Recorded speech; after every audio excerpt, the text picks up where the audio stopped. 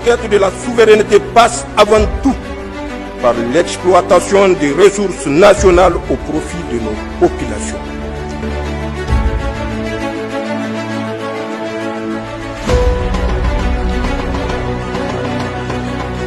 Dans la nuit du 28 au 29 janvier 2026, la capitale Niamey, précisément l'aéroport Gori Amani, a été la cible d'une attaque d'une extrême gravité sur le sol nigérien.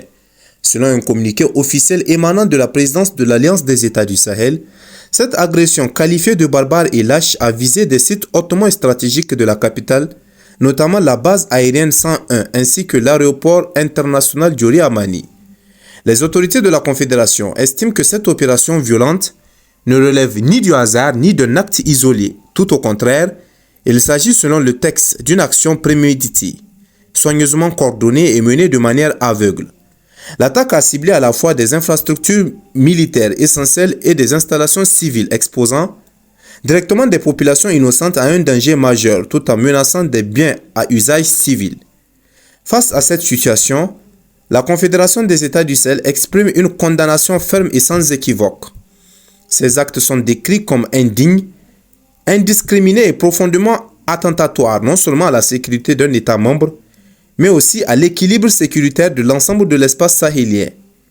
Pour l'AES, cette attaque porte atteinte aux efforts collectifs engagés par les peuples de la région en faveur de la paix, de la stabilité et du développement. Le communiqué insiste également sur un point central.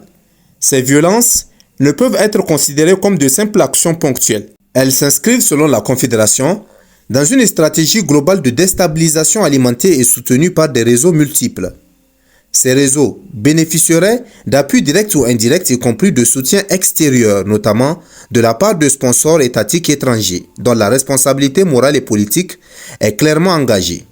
Dans ce contexte, la Confédération des États du Sahel lance un avertissement solennel. Elle met en garde contre toute forme de complaisance, de soutien, d'instrumentalisation ou d'accompagnement, quel qu'il soit, de ces entreprises criminelles qui menacent la sécurité collective et la souveraineté des États sahéliens. La position de l'AES est sans ambiguïté. Les auteurs de ces violences, tout comme ceux qui les financent, les arment, les renseignent ou leur apportent un appui politique, devront répondre de leurs actes. Par ailleurs, les États membres de la Confédération réaffirment leur unité, leur vigilance et leur engagement total dans une lutte coordonnée, souveraine et déterminée contre le terrorisme et toutes ses ramifications. La Confédération exprime enfin sa solidarité totale au peuple nigérien, aux autorités de la République du Niger, ainsi qu'aux forces de défense et de sécurité. Elle salue leur courage, leur professionnalisme et leur engagement constant dans la protection des populations face aux menaces.